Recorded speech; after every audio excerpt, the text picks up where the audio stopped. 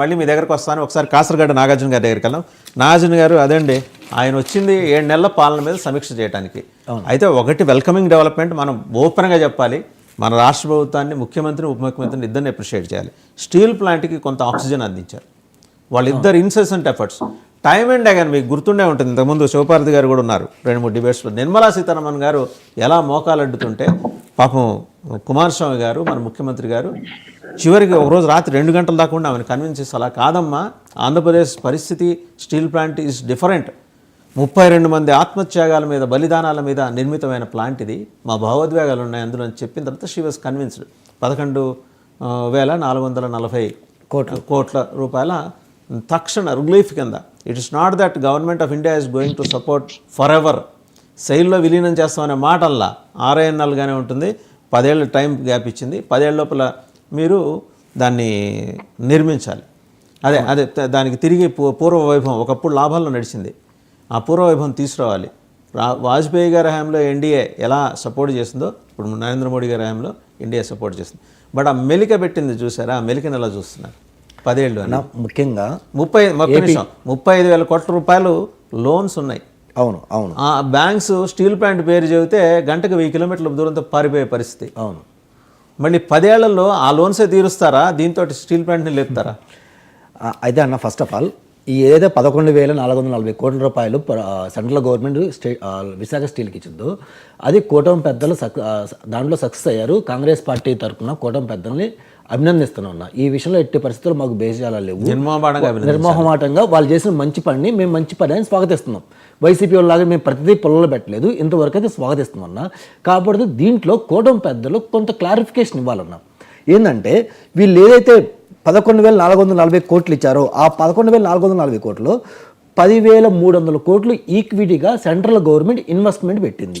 Remaining ఏదైతే 1,140 కోట్లు ఉన్నాయో ఆ 1,140 కోట్లు వర్కింగ్ క్యాపిటల్గా వాళ్ళు ఇన్వెస్ట్మెంట్ ఇవ్వడం జరిగింది. వర్కింగ్ క్యాపిటల్గా ఇన్వెస్ట్మెంట్గా ఇవ్వడం అంటే ఏంటంటే నథింగ్ బట్ ఇలా డైలీ లైఫ్ యాక్టివిటీస్లో రా మెటీరియల్ పర్చేజ్ కానీ, శాలరీస్ కానీ, నెక్స్ట్ కరెంటు లైబిలిటీస్ అయితే ఫిక్స్డ్ లైబిలిటీస్ కాదు, కరెంట్ లైబిలిటీస్ ఏదైతుందో అవి రీపేమెంట్కి ఇలా చిన్న చిన్న ఎక్స్పెండిచర్ ఏదో దానికి వాడుకోవటానికి ఈ యొక్క 1,140 కోట్లు ఇచ్చారన్న. అవి కూడా ఎలాగిచ్చారంటే 7% నాన్ కుములేటివ్ ప్రిఫరెన్స్ షేర్ కింద ఇచ్చారంట. అంటే నథింగ్ బట్ అది అప్పుగా ఇచ్చినట్టే. ఎంత పర్సంటేజ్ అంటే 7% రేట్ ఆఫ్ ఇంట్రెస్ట్ కింద అది వాళ్ళు ఇచ్చారన్న. అది ఈ రోజు కాకపోతే రేపు కాకపోతే ఎల్లుండి లేదా 10 సంవత్సరాల తర్వాత అయినా సరే అది మనం రీపే చేస్తుంది. అఫ్కోర్స్ బ్యాంక్ అయితే తర్వాత కాదు, కండిషన్ మళ్ళీ చదవండి. 10 ఏళ్ల లోపల ముక్కు పిండి వాళ్ళు వసూలు చేస్తుంది గవర్నమెంట్ ఆఫ్ ఇండియా. చేయకపోతే they are going to privatize. Nirmala Sitharaman గారు ఏ మాటకైతే కట్టుబడి ఉన్నారో అది ఆవిడ ఆ సమయానికి మాజీ అయినా సరే దగ్గరుండి దాన్ని ప్రైవేటైజ్. అదైతే 7% ఇంట్రెస్ట్ అయితే రీపే చేయాల్సింది అన్న, అదైతే పక్క. అయితే ఇప్పుడు కాంగ్రెస్ పార్టీ తరఫున మేమేం మాట్లాడుతున్నాం అంటే అన్న, సరే మీరు ఇంత ఇచ్చారు, ఇంత ఇవ్వడానికి గల మెయిన్ రీజన్ ఏంది? జనరల్గా ఇది ఇచ్చినప్పుడు ఐసీయూలో ఉన్న పేషెంట్ని వెంటిలేషన్లో షిఫ్ట్ చేసినట్టు ఉంది. వెంటిలేటర్ నుంచి ఐసీయూలోకి అవును షిఫ్ట్ చేశారు. ఇప్పుడు దాని నుంచి వాటి నుంచి తీసుకొచ్చి బయటకు రిలీజ్ చేయాలంటే అసలు ఏం చేయాలి? కూటమి పెద్దలు తీసుకోవాల్సిన జాగ్రత్తలు ఏంటంటే, ఫస్ట్ పాయింట్ ఏంటంటే డెఫినెట్గా వీళ్ళు దీన్ని సెయిల్లో మర్జ్ చేయాలి. ఎందుకు మర్జ్ చేయట్లా? ఇంతకు ముందు గుజరాత్లో ఇలాగే గుజరాత్ సంబంధించిన corporation gas company state government సంబంధించి ఇలాగ లాస్లో ఉంటే ఇమీడియట్గా ఎన్ని ఇబ్బందులు కూడా తీసుకెళ్లి దాన్ని సెంట్రల్ గవర్నమెంట్ సంబంధించిన సంస్థలో మర్జ్ చేశారు. ఇప్పుడు సెంట్రల్ గవర్నమెంట్ సంస్థ ప్రత్యేకంగా అది జాగ్రత్త చూసుకుంటుంది. అలాగే మేము అడుగుతుందంటే ఈ వైజాగ్ స్టీల్ని మీరు సేల్లో ఎందుకు మర్జ్ చేయట్లా? ఎందుకు దానిలో మీరు కూటమి ప్రభుత్వం దాని మీద ప్రెజర్ చేయట్లా? అదొకటి. నెక్స్ట్ దీనికి మీరు సపరేట్ మైండ్స్ ఎందుకు ఎలా చేయలేకపోతున్నారు? దాని మీద మీరు ఎందుకు ఫైట్ చేయలేకపోతున్నారు? అది ఎందుకు అడగట్లేదు? ఎందుకు స్పెసిఫిక్గా నేను ఇది మాట్లాడుతుంటే అన్నా, పెద్దలు గుర్తుపెట్టుకోవాలి, కూటమి ప్రభుత్వం ఫామ్ అయిన తర్వాత ఒక ఫారిన్ సంబంధించిన కంపెనీ ప్లస్ ఇండియన్ ఉంది కంపెనీ అన్న. ఆ కంపెనీ ఒక జాయింట్ వెంచర్లో ఫామ్ అయ్యి వైజాగ్లోనే ఒక స్టీల్ ఫ్యాక్టరీ పెట్టాలని చూసింది. ఆ స్టీల్ ఫ్యాక్టరీ పెట్టాలన్నప్పుడు నరేంద్ర మోడీ గారి దగ్గరికి ఎక్స్క్లూజివ్గా బాబు గారు వెళ్ళి, సార్ పలాని కంపెనీ ఇన్ని కోట్లు ఇన్వెస్ట్మెంట్ పెడుతుంది, దీనివల్ల మనకి ఇన్ని జాబులు వస్తాయి, దయచేసి వీళ్ళకి మీరు స్పెషల్గా మైన్ అనేది అలొకేట్ చేయండి సార్, దానివల్ల మా ఏపీ డెవలప్ అవుతుంది ఎక్స్క్లూజివ్ దీని గురించి అడగడం జరిగిందన్నాం.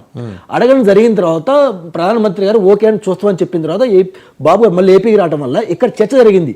అసలు వైజాగ్ స్టీల్కి మీరు మైన్ అడగకుండా ప్రైవేట్ సెక్టార్ సంబంధించిన కంపెనీకి మీరు మైన్ ఎందుకు అడుగుతున్నారు? సరే వాళ్ళని అడగండి, తప్పులేదు, మేమేమంటలా.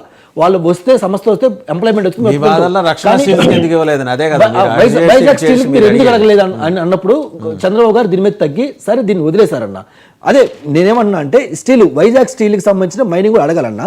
నెక్స్ట్ వన్ ఏంటంటే దాదాపు మీరు ఇందా చెప్పినట్టు 35,000 కోట్లు 35,000 కోట్ల అప్పు ఉంది. ఈ అప్పు 7%, 8%, 9% మినిమం ఆ వడ్డీ అయితే ఉంటుంది కదా. ఆ ఇంట్రెస్ట్ అనేది సబ్సిడీ ఇవ్వాలి. ఇంట్రెస్ట్ హాలిడే అనేది సెంట్రల్ గవర్నమెంట్ ప్రకటించాలి. ఒక 5 సంవత్సరాలు లేదా 3 సంవత్సరాలు 4 సంవత్సరాలు ఇంట్రెస్ట్ హాలిడే ఇవ్వాలన్నా.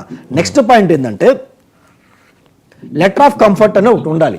ఎందుకంటే వీళ్ళు రా మెటీరియల్ కొన్నప్పుడు పేమెంట్లు ఏమైనా జాబ్ పేకి వచ్చి లేట్ అయినా సరే మేము హామీ ఉంటాం. ఇవన్నీ కాదండి మీరు అడగాల్సింది. అసలు ఆ స్టీల్ ప్లాంట్కి ఈ రోజు ఇచ్చిన డబ్బుల్లో ప్రతి పైసా ఎలా ఖర్చు అవుతుందో ఏ రోజుకి ఆ రోజు వెబ్సైట్లో పెట్టాలి. అది మీరు అడగాలి. ఎక్కడికి దారి మళ్ళకుండా దాన్ని కంట్రోల్ చేసే వ్యవస్థ. నేను జేడీ లక్ష్మణ్ గారు మాట్లాడారు. అటువంటి సిటిజన్ ఫోరం ఒకటి ఏర్పాటు చేసి ఆ ప్లాట్ఫామ్ మీద లెక్క జమ అంతా మొత్తం లెక్కపత్రం రాయండి అన్నారు. అది జరగాల్సింది. ఇంకా చెప్తున్నాను. ఈ పాయింట్లు అయిపోలేదన్న. నెక్స్ట్ వస్తే అన్న ఈ నారా చంద్రబాబు నాయుడు గారు నేను ఈ విషయం మీద ప్రెస్ మీట్ పెడతా. ఆయన ఏం చెప్పారంటే మేము ఇంతవరకు సపోర్ట్ చేస్తున్నాం, మీరు ప్లాంట్ని ఎలాగైనా సరే లాభాలలో తీసుకురావాలి. ఎందుకంటే ఈ మనీ ట్యాక్స్ పేయర్స్ మనీ కదా, పొద్దుకులు మేము ఇవ్వలేం కదా, జాగ్రత్తగా చూద్దాం, పొద్దుకులు మేము ఇవ్వలేదు కదా, కొంతవరకు మేము సపోర్ట్ చేస్తున్నాం, ఇప్పుడు మీరు బాధ్యత దాన్ని డెఫినెట్గా ప్రాఫిట్లో తీసుకురావాలని చెప్పారు. ఇక్కడ లాజిక్ ఉందన్న.